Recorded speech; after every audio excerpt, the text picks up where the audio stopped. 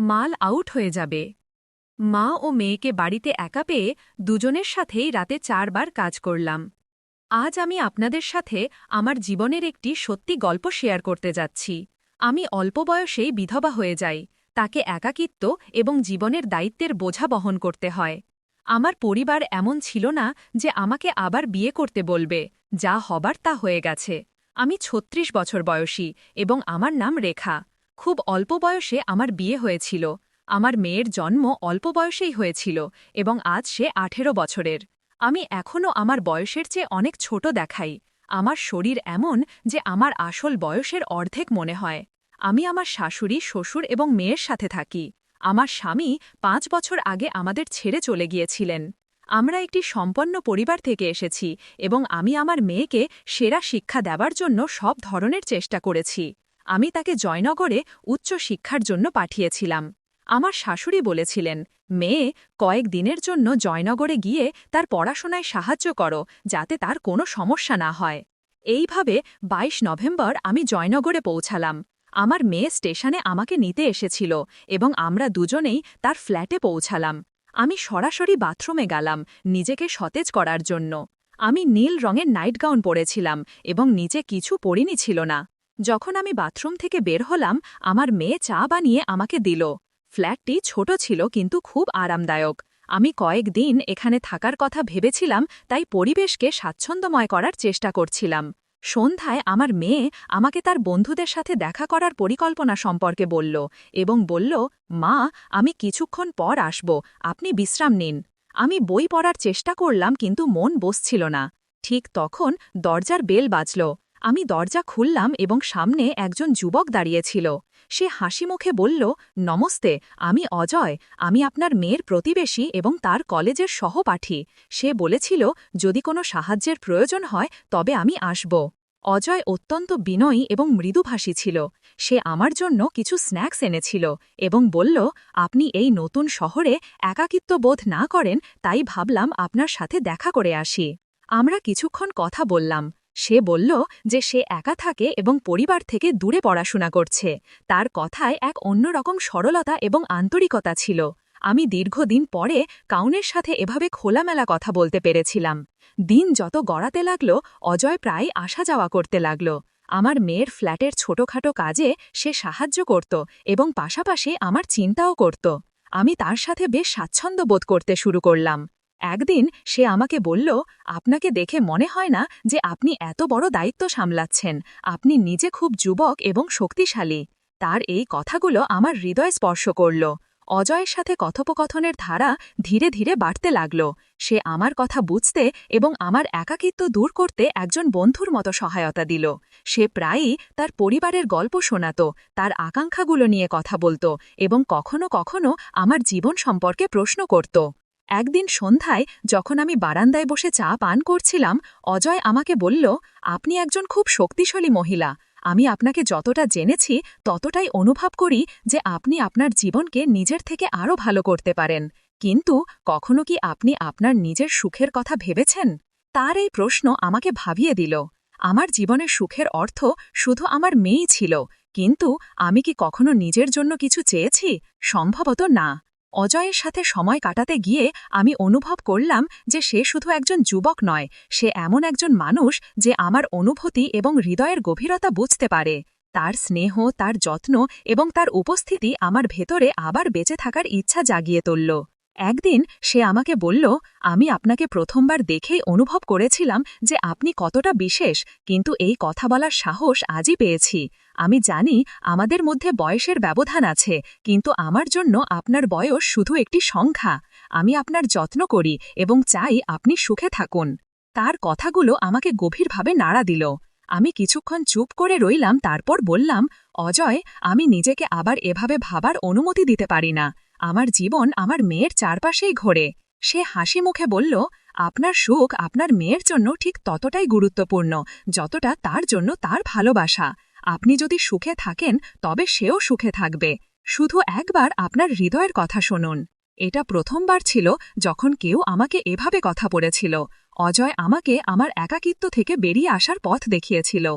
কিন্তু আমি কি আমার দায়িত্ব এবং সমাজের বন্ধন অতিক্রম করতে পারব? অজয়ের কথাগুলো আমার মনে এক ধরনের আলোড়ন সৃষ্টি করেছিল। আমি চাইলেও সেই কথাগুলো উপেক্ষা করতে পারছিলাম না।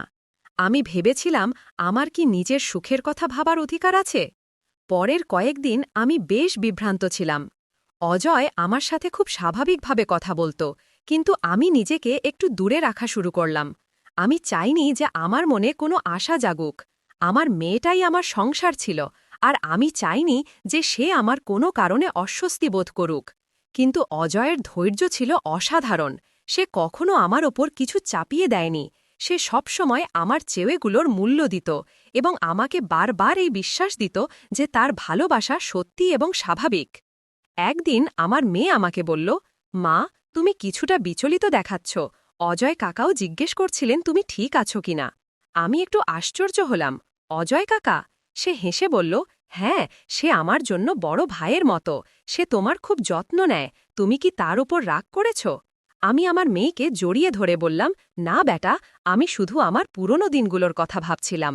সেই দিন আমি বুঝতে পারলাম যে আমার মেয়ে কতটা বুদ্ধিমান হয়ে উঠেছে। হয়তো সে আমার জীবনে কোনো নতুন পরিবর্তনকে মেনে নিতে প্রস্তুত ছিল, কিন্তু আমি তখনও নিজেকে নিয়ে সন্দিহান ছিলাম। কিছুদিন পরে অজয় আমাকে বলল, আমি যদি তোমার বিভ্রান্তির কারণ হয়ে থাকি তাহলে আমি নিজেকে দূরে রাখতে পারি, কিন্তু এটুকু বলবো, তোমার সুখ আমার কাছে গুরুত্বপূর্ণ। তুমি যেমন আছো তেমনই আমার জন্য বিশেষ। শুধু এটা জেনে রাখো যে আমার চেয়েগুলো কখনো বদলাবে না। তার কথায় আমার চোখে পানি চলে এলো। আমি তাকে থামিয়ে বললাম, অজয়, আমি সব সময় অন্যদের জন্য বেঁচে থাকি, নিজের কথা কখনো ভাবিনি। কিন্তু এখন তুমি আমাকে ভাবতে বাধ্য করেছ যে হয়তো আমিও সুখী হতে পারি। সে আমার চোখের দিকে তাকিয়ে বলল, তাহলে শুধু তোমার হৃদয়ের কথা শোনো, বাকি সব আমি সামলাব। সেই দিন আমি সিদ্ধান্ত নিলাম যে আমি আমার হৃদয়ের কথা শুনব। আমি আমার মেয়ের সাথে এই কথা শেয়ার করলাম। সে আমাকে জড়িয়ে ধরে বলল, মা, তোমার সুখই আমার সুখ। তুমি সব সময় আমার জন্য সবকিছু করেছ। এখন সময় এসেছে যে তুমি তোমার জীবনকেও একটি সুযোগ দাও। ধীরে ধীরে অজয় আর আমার মধ্যে সম্পর্কটি প্রকাশ্যে এলো। আমরা সমাজের প্রতিটি চ্যালেঞ্জ একসাথে মোকাবেলা করলাম। আমি বুঝতে পারলাম যে সত্যিকারের ভালোবাসা বয়স, পরিস্থিতি বা বাধা দেখে না। অজয় আর আমার সম্পর্কের খবর ধীরে ধীরে আমার শ্বশুর বাড়ি এবং কাছের মানুষদের কাছে পৌঁছালো। আমি ভেবেছিলাম এটার বিরোধিতা হবে, কিন্তু সত্যি কথা হলো, আমি এখন নিজেকে এতটাই শক্তিশালী অনুভব করছিলাম যে কারণ নেতিবাচক মতামতের ভয় ছাড়াই আমি আমার সিদ্ধান্তে অটল থাকতে পারব। একদিন সন্ধ্যায় বাড়ি ফিরে আমার শাশুড়ি আমাকে বললেন, বেটা, আমরা তোমাকে সব সময় দায়িত্বে জড়িত দেখেছি। এখন যদি তোমার জীবনে কেউ এমন থাকে যে তোমার পাশে দাঁড়াতে পারে, তাহলে আমাদের কোনো আপত্তি নেই। তার এই কথায় আমার চোখে পানি চলে এলো। কিন্তু সমাজ সব সময় এত সহজে মেনে নেয় না। প্রতিবেশী এবং আত্মীয়রা কথা বলা শুরু করল। কেউ কেউ বলল, এই বয়সে ভালোবাসা, এটা কি ঠিক? এই কথাগুলো আমাকে আবারও ভাবতে বাধ্য করল। অজয় আমার হাত ধরে বলল, তোমার সিদ্ধান্তের চেয়ে গুরুত্বপূর্ণ কিছু নেই। মানুষ তো সব অবস্থাতেই কথা বলবে, কিন্তু এটা তোমার জীবন এবং তুমি এটা তোমার শর্তে বাঁচার অধিকার রাখো। আমার মেয়েও প্রতিটি পদক্ষেপে আমার পাশে দাঁড়ালো। সে বলল, মা, তুমি সব সময় আমার সুখের জন্য ত্যাগ করেছ। এখন তোমার সুখের সময়, আমি তোমার সাথে আছি। তার এই কথাগুলো আমাকে ভেতর থেকে শক্তিশালী করে তুলল। ধীরে ধীরে আমি এবং অজয় আমাদের সম্পর্ককে একটি নাম দিতে সিদ্ধান্ত নিলাম। আমরা খুব সাধারণভাবে শাদী করলাম, শুধু আমাদের কাছের মানুষদের উপস্থিতিতে। এটি একটি নতুন শুরু ছিল, যেখানে বয়স, সামাজিক চাপ এবং প্রথা পিছনে পড়ে রইল এবং শুধু সত্যি আর ভালোবাসা জয়ই হল। শাদীর পরে অজয় শুধু আমার জীবনকেই আলোকিত করেনি, বরং আমার মেয়ের জন্য একজন সত্যিকারের বন্ধু এবং গাইড হয়ে উঠল। আমাদের জীবন একটি নতুন দিকে এগিয়ে গেল, যেখানে আমরা একসাথে সুখ এবং স্বপ্ন ভাগ করলাম। এই গল্প আমাকে শিখিয়েছে যে নিজের জন্য দাঁড়ানো কতটা গুরুত্বপূর্ণ। সমাজের তৈরি নিয়ম এবং প্রথা সবসময় সঠিক নয়। সত্যিকারের ভালোবাসা এবং পারস্পরিক সম্মানের সাথে প্রতিটি চ্যালেঞ্জ অতিক্রম করা যায়। শাদীর পরে অজয় এবং আমি একটি নতুন জীবন শুরু করলাম। আমরা একসাথে এমন একটি পরিবেশ তৈরি করলাম যেখানে পারস্পরিক সম্মান এবং ভালোবাসা প্রতিটি কঠিনতাকে সহজ করে দিল। আমার মেয়ে অনন্যা এই নতুন সম্পর্কটিকে খোলা মনে গ্রহণ করল এবং বলল, মা, তুমি সবসময় আমার জন্য সবচেয়ে ভালোটা করেছ। এখন আমি চাই তুমি তোমার সুখকে পুরোপুরি উপভোগ করো। অজয় অনন্যার পড়াশোনায় তার পূর্ণ সমর্থন দিল। সে তাকে ক্যারিয়ার বেছে নেওয়ার পথে গাইড করল এবং একজন বড় ভাইয়ের মতো যত্ন নিল। তাদের মধ্যে সম্পর্ক ধীরে ধীরে এতটা শক্তিশালী হয়ে উঠেছিল যে অনন্যা তার প্রতিটি কথা সর্বপ্রথম আজয়ের সাথে শেয়ার করত। একদিন আজয় আমাকে বলল, আমরা একটি পরিবার গড়ে তুলেছি এবং এটি আমার জীবনের সবচেয়ে বড় সুখ।